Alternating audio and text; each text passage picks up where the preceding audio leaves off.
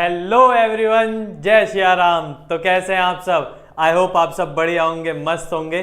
ठीक है, तो चलिए शुरू करते हैं हम अपने 11th फाउंडेशन की एक और क्लास, एक और नई वीडियो के साथ हम फिर हाजिर हैं।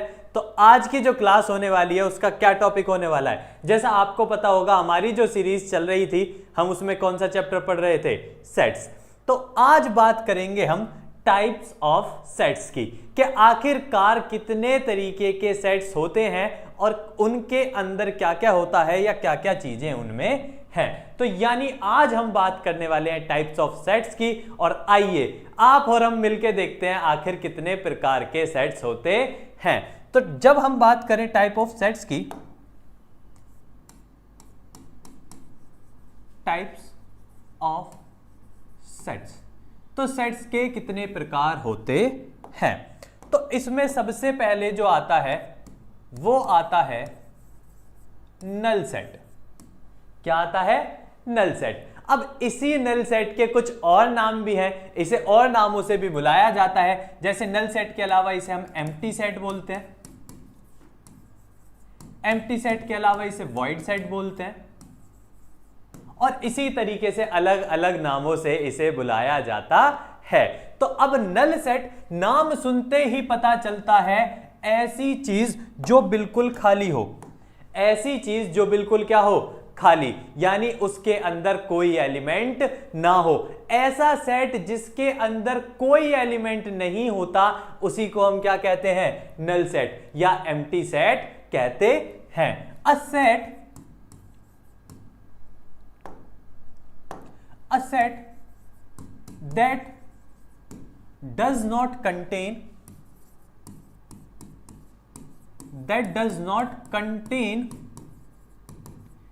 any element is called a null set। यानी जिसके अंदर कोई भी एलिमेंट नहीं होता, बिल्कुल खाली होते हैं, उन्हीं को सबको क्या कहा जाता है? उन्हीं को नल सेट कहा जाता है। अब नल सेट कैसे कैसे डिनोट होते हैं तो वो देख लेते हैं। इट इज डिनोटेड बाय, इसे या तो कर्ली ब्रैकेट्स और ईदर फाई के नाम से जाना जाता है। या तो आप खाली कर्ली ब्रैकेट्स बना सकते हो, उसके अंदर कोई भी चीज नहीं होनी चाहिए, इस कर्ली ब्रैकेट के अंदर कोई एलिमेंट होना नहीं चाहिए, या फिर आप उसे किससे डिनोट कर सकते हैं? फाई से। तो इस प्रकार से आपके टाइप्स ऑफ सेट्स का पहला बनता है जिसे हम क्या कहते हैं? नल सेट के नाम से जानते हैं। अब बात आती है, अगर मैं आपको एक एग्जाम्पल के तौर पर एक बात पूछूं, एग्जाम्पल के तौर पे मैंने पूछा कि क्या ये नल सेट है? अब सब जानते हैं जीरो एग्जिस्ट, मतलब एग्जिस्ट तो करती है, मतलब जीरो की कोई वैल्यू नहीं होती। अब वैल्यू नहीं होती तो जीरो को क्या माना जाता है? कुछ भी नहीं। और कुछ भी नहीं माना जाता तो इसका मतलब है, इससे क्या आता है दिमाग में कि यार हाँ ये भी एम्प्टी सेट हो सकता है। बट याद रखना, सेट्स के अंदर जीरो को एलिमेंट माना जाता है। अगर सेट के अंदर जीरो आ रही है, इसका मतलब वो कोई और नहीं, उसका एलिमेंट है। तो इसका मतलब यहां जीरो एलिमेंट है, जिसकी वजह से ये नल सेट नहीं है, नॉट अ नल सेट।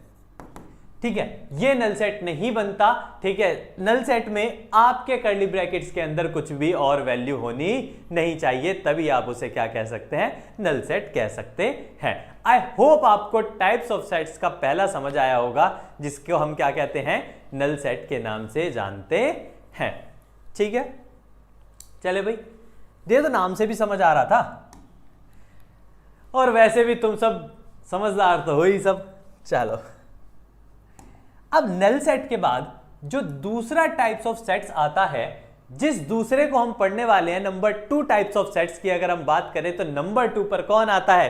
तो यही सस्पेंस को खत्म करते हुए बात करते हैं हम सिंगलटन सेट्स की।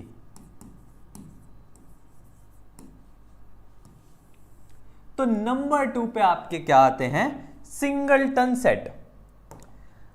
अब सिंगलटन सेट शब्द से ही आपको समझ आ रहा होगा, सिंगल, जो कि आप बचपन से हैं।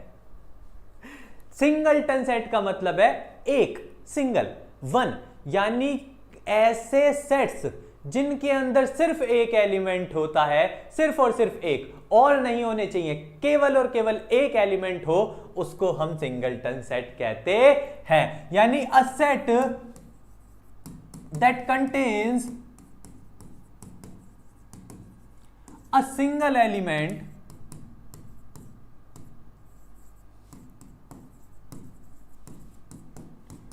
is called a singleton set।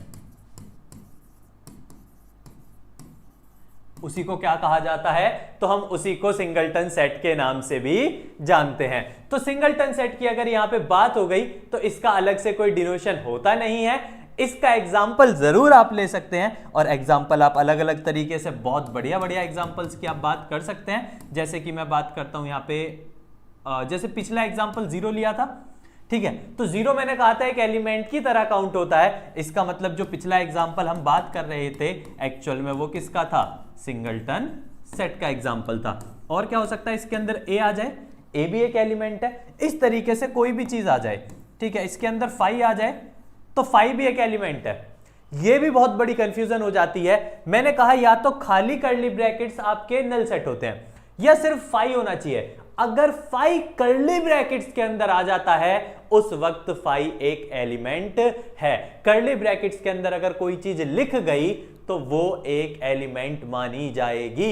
इसका मतलब यहां 5 भी एक एलिमेंट माना जाएगा, और इसी वजह से ये सिंगलटन सेट बनता है। और इस तरीके से बहुत अलग अलग प्रकार के आप एग्जाम्पल बना सकते हैं और खुद भी समझ सकते हैं कि आखिर क्या होते हैं हमारे सिंगलटन सेट्स। तो आई होप आपको ये सिंगलटन सेट समझ आए होंगे, ठीक है, जिसे हम टाइप्स ऑफ सेट्स में क्या मानते हैं? नंबर 2। तो अब बात करते हैं, चलो आगे बढ़ते हैं और बात करते हैं नंबर 3 की, कि आखिर तीसरा नंबर 3 पे कौन आते हैं। तो यही इस सस्पेंस को भी खत्म करते हुए नंबर 3 पर आपके आते हैं फाइनाइट सेट्स।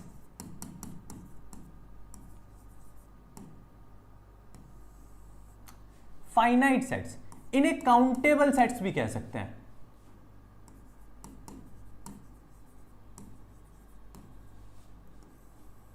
इन्हें हम काउंटेबल सेट्स भी कह सकते हैं। यानी नंबर 3 पर आते हैं फाइनाइट सेट। अब फाइनाइट सेट का मतलब आपको नाम से ही पता चल रहा होगा, या फिर काउंटेबल नाम से आपको पता चल रहा होगा, ऐसी चीजें जिनको हम काउंट कर सकते हैं। हम काउंटेबल उन्हीं को कहते हैं जिन चीजों को हम काउंट कर सकते हैं, उन्हीं को काउंटेबल कहा जाता है। और इसी से आपको आइडिया लग रहा होगा, यानी ऐसे सेट्स जिनके एलिमेंट्स हम काउंट कर सकते हो, उन्हीं को एक्चुअल में क्या कहा जाता है? फाइनाइट सेट या काउंटेबल सेट कहा जाता है। तो चलिए इसकी डेफिनेशन भी एक बार हो जाए। A set that contains countable elements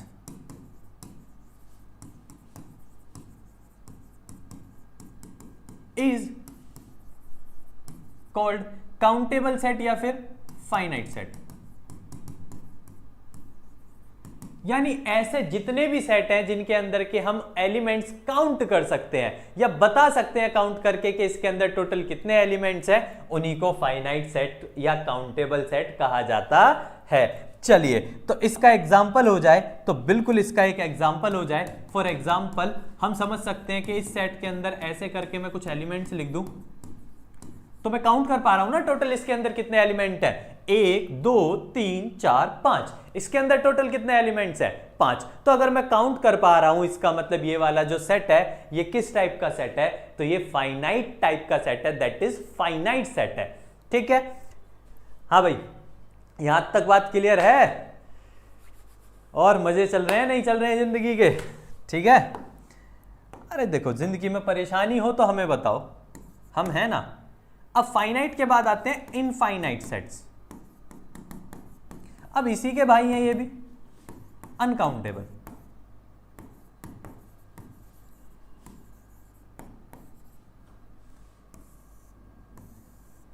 या तो इनफाइनाइट सेट कह सकते हो या फिर आप इन्हें क्या कह सकते हो? अनकाउंटेबल। ऐसे सेट्स जिनके अंदर हम एलिमेंट्स को काउंट नहीं कर सकते। A set that contains uncountable elements, a set that contains uncountable elements is called infinite set, is called infinite set। यानी ऐसे सारे सेट्स जिन्हें हम काउंट नहीं कर सकते, यानी जिनके एलिमेंट्स हम काउंट करके नहीं बता सकते कि उसमें टोटल कितने एलिमेंट्स हैं, ऐसे सारे टाइप के सेट्स को क्या कहा जाता है? इनफाइनाइट सेट कहा जाता है। अब इनफाइनाइट सेट कहा जाता है तो फॉर एग्जाम्पल क्या होगा? तो एग्जाम्पल हो जाएगा 1 2 3 4 5 और ये काउंटिंग चलती जाए पता नहीं कहां तक, इन्फिनिटी तक। तो अगर ये काउंटिंग इन्फिनिटी तक चलती जाएगी तो मतलब मैं काउंट नहीं कर सकता, यानी सेट ऑफ नेचुरल नंबर्स कह सकता हूं ना इसे। तो यानी इसे काउंट नहीं कर सकता, नहीं बता सकता इसके अंदर टोटल कितने एलिमेंट्स हैं, और इसी को कहा जाता है इनफाइनाइट सेट या अनकाउंटेबल सेट। ठीक है, अब इतनी बात हो गई तो यहां एक मोस्ट इंपॉर्टेंट पॉइंट है, इसे जरूर नोट कर लेना, बेहतरीन तरीके से, बहुत काम आने वाला है और बहुत ज्यादा इंपॉर्टेंट। ये आपके मेंस, एनडीए और इस तरीके के सारे कॉम्पिटिटिव एग्जाम में भी बहुत काम आता है। तो जरा इस पॉइंट को एक बार बहुत ध्यान से सुनिएगा कि आखिर मैं बात क्या कर रहा हूं और क्या कह रहा हूं। तो चलिए उस पॉइंट को एकदम बढ़िया करके ग्रीन कलर से लिखेंगे, ऑलवेज ग्रीन। ठीक है, रेड लाइट नहीं, ग्रीन। चलो, अब ये पॉइंट क्या है? इसको कहते हैं कार्डिनैलिटी या cardinal number of a set. अब ये cardinal number of a set क्या होता है? एक्चुअल में किसी भी सेट में टोटल कितने एलिमेंट्स हैं ये काउंट करना उसकी कार्डिनैलिटी कहलाती है, या फिर हम कह सकते हैं कि यही कहलाता है कार्डिनल नंबर ऑफ सेट्स। यानी इस सेट के अंदर, किसी भी सेट के अंदर टोटल कितने नंबर ऑफ एलिमेंट्स हैं ये पता लगाना कहलाता है कार्डिनल नंबर ऑफ एलिमेंट्स। अब कई बार ये एग्जाम में सेट देके पूछ लिया जाता है व्हाट इज इट्स कार्डिनैलिटी, तो आपको पता होना चाहिए कार्डिनैलिटी होती है उसके अंदर कितने एलिमेंट्स हैं, टोटल कितने एलिमेंट्स हैं। तो हम इसी बात को ऐसे कह सकते हैं फॉर एग्जाम्पल के तौर पे कि हमारे पास कोई सेट है ए और उसके अंदर ए बी सी डी है, ए बी सी डी है, तो हम कह सकते हैं कि एन ए से डिनोट किया जाता है। किससे डिनोट किया जाता है? N A. तो टोटल इसके अंदर कितने एलिमेंट्स है? 4। अब ये जो टोटल नंबर ऑफ, ये हो गया एन नंबर ऑफ एलिमेंट्स किसके? सेट ए के। कितने हो गए? 4। इसी नंबर ऑफ एलिमेंट सेट ए के जो 4 हैं इसी को हम क्या कहते हैं? कार्डिनैलिटी कहते हैं। अब ये मोस्ट इंपॉर्टेंट है कॉम्पिटिटिव एग्जाम के लिए, तो आपको ये 100% पता होना चाहिए कि आखिरकार क्या होता है। ठीक है, तो ये इंपॉर्टेंट है, तो इसे बढ़िया करके नोट डाल के कहीं भी लिख लेना कि कार्डिनैलिटी आखिर क्या होती है। ठीक है, तो कार्डिनैलिटी के बारे में जरूर पता होना चाहिए। आइए चलते हैं फिर आगे। ठीक है, तो इतनी बातें क्लियर है भाई? चलो, अब अगर इतनी बातें क्लियर हैं तो बढ़ते हैं आगे फिर हमारे साथ। चलो, अब फाइनाइट सेट भी हो गए, इनफाइनाइट सेट भी हो गए, तो कहां गाड़ी पहुंचती है? तो गाड़ी जाके पहुंचती है पॉइंट नंबर 5। पॉइंट नंबर 5 क्या है? Equivalent set. अब ये भी आपको एनसीईआरटी में या कहीं देखने को जनरली नहीं मिलेगा, आईडी वगैरह में मिल भी सकता है। ठीक है, ये इक्विवेलेंट सेट क्या होता है इसको बड़े प्यार से समझना। अब सबसे ज्यादा कंफ्यूजन कहां होती है? पॉइंट नंबर 5 इक्विवेलेंट सेट में और पॉइंट नंबर 6 इक्वल सेट्स में। अब ये दोनों अलग होते हैं, लेकिन आधे लोगों को यही नहीं पता होता कि एक्चुअल में इक्विवेलेंट क्या होता है और इक्वल सेट क्या होता है। तो आइए हमारे साथ आपका ये डाउट भी क्लियर कर देते हैं कि आखिरकार इन दोनों में क्या क्या फर्क होता है। इक्विवेलेंट सेट हम कब कहते हैं? When two sets have same cardinality. then it is called an equivalent set. तब उसको क्या कहा जाता है? तब उसको इक्विवेलेंट सेट कहा जाता है। यानी दो ऐसे सेट जिनकी कार्डिनैलिटी यानी जिनके नंबर्स बराबर हो जाएं, उन्हीं दोनों को हम किससे डिनोट उन्हीं दोनों को हम क्या कहते हैं? उन्हीं दोनों को हम इक्विवेलेंट सेट कहते हैं। तो चलिए बात कर लेते हैं क्या कहना चाहता हूं मैं। तो एक एग्जांपल लेकर जरा क्लियर कर देते हैं कि मैं क्या कहना चाह रहा हूं। तो मैं कहना चाह रहा हूं कोई सेट ए है जिसके अंदर एलिमेंट ए बी सी है, कोई सेट बी है जिसके अंदर एलिमेंट 1 2 3 है।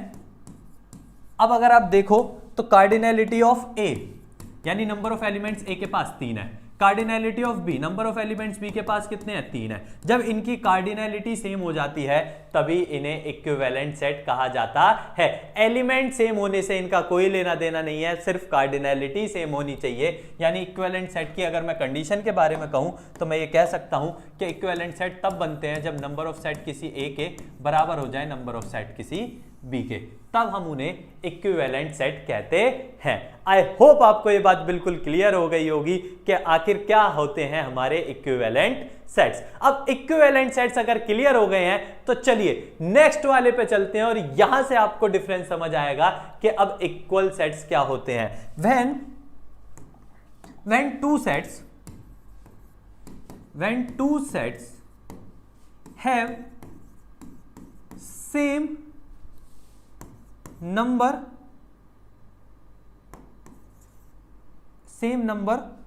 of cardinality and consist same elements,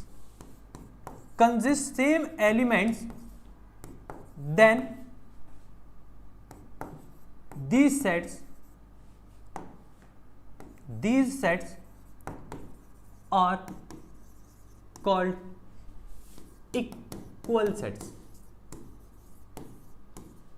Then these sets are called equal sets. जब दो ऐसे सेट हो जिनकी कार्डिनैलिटी के साथ साथ उनके एलिमेंट्स भी बिल्कुल सेम हो, हूबहू हो, एलिमेंट्स में भी कोई फर्क ना हो, तब जाकर हम कहते हैं कि वो जो दोनों हैं वो दोनों किस टाइप के सेट्स हैं? तो वो दोनों इक्वल सेट्स हैं। तो इक्वल सेट्स के बारे में यहां से ये क्लियर होता है कि इसमें तो सिर्फ क्या सेम होनी चाहिए?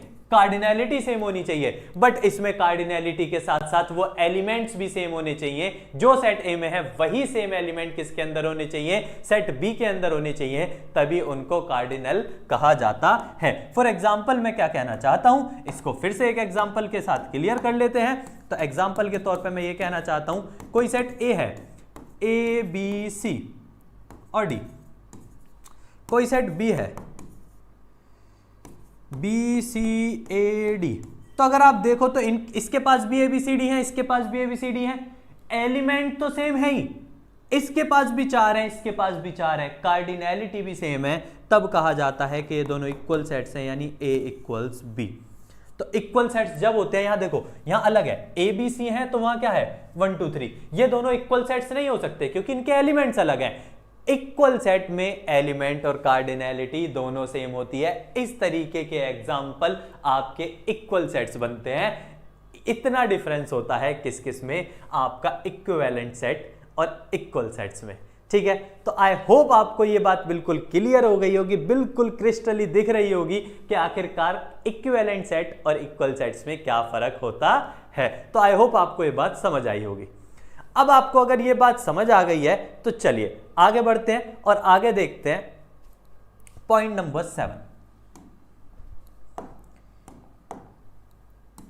पॉइंट नंबर 7 आते हैं universal set.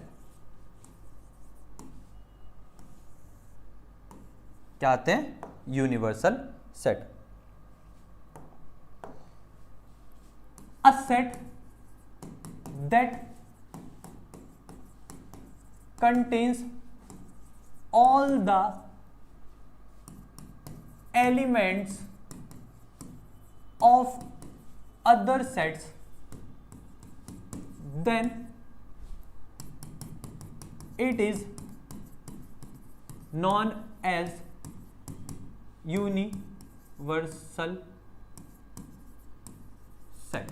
Then it is known as universal set. और इसकी एक और डेफिनेशन होती है, या फिर सिंपल वर्ड्स में कहा जाए father of all sets. Simple word में बोला जाए फादर ऑफ ऑल सेट्स, यानी ऐसे सेट्स जिसके अंदर सारे सेट्स समाहित हो जाएं, सारे एलिमेंट्स जिसके अंदर आ जाएं, ऐसे सारे सेट्स को क्या कहा जाता है, उन सबको क्या कहा जाता है, यूनिवर्सल सेट। अब यूनिवर्सल सेट डिनोट किया जाता है, ठीक है, तो it is denoted by capital you. It is denoted by capital U।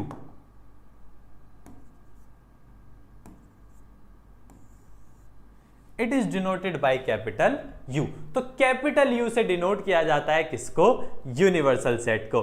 तो इसके अंदर दुनिया के सारे सेट समाहित होते हैं, जिसके अंदर सारे दुनिया के सेट्स आ जाएं, या फिर मान लो आपको 3 सेट दिए हुए हैं, वो तीनों सेट इसके अंदर आ जाएं और इसके पास और एक्स्ट्रा एलिमेंट्स भी हों, अपने एक्स्ट्रा एलिमेंट्स के साथ ये रह रहा हो, तब उस वक्त ये उन सब का क्या कहलाएगा, यूनिवर्सल सेट कहलाएगा। तो ये उन सब का यूनिवर्सल सेट बन जाएगा अगर इसके पास सारे एलिमेंट होंगे उन सेट्स के, और एक्स्ट्रा भी होंगे, ठीक है, एक्स्ट्राज आर इंपॉर्टेंट। चलो, तो extra marks for good handwriting, मेरी उतनी अच्छी नहीं है, ठीक है, 100 वाली।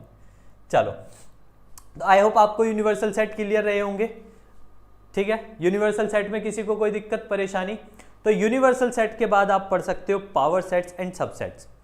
अब पावर सेट्स और सबसेट्स हम बिल्कुल अलग से पढ़ेंगे, क्योंकि ये इंपॉर्टेंट है और ये बिल्कुल इन सबसे अलग हैं, तो इनको हम अलग से पूरा एक क्वेश्चंस के साथ, सारी चीजों के साथ इस सीरीज में लगाकर इनको डिस्कस करेंगे। शायद हो सकता है आपकी नेक्स्ट क्लास इन्हीं के ऊपर हो जाए, ठीक है, सबसेट्स के ऊपर और पावर सेट्स के ऊपर, क्योंकि ये अच्छे इंपॉर्टेंट टॉपिक्स हैं, थोड़े लेंथी भी हैं, तो इनको जब डिस्कस करेंगे। तो आज हमने 7 टाइप्स ऑफ सेट्स को डिस्कस किया है, ठीक है, और यही करते हैं हम अपनी आज की क्लास को खत्म। आई होप आपको सारी चीज़ें समझ आई होंगी। अगर समझ आई हैं तो आप चैनल से जुड़े रहिएगा, बने रहिएगा, और ज़्यादा से ज़्यादा शेयर कीजिएगा, प्यार दीजिएगा, बाकी पढ़ते रहिएगा, ठीक है। जय श्री राम।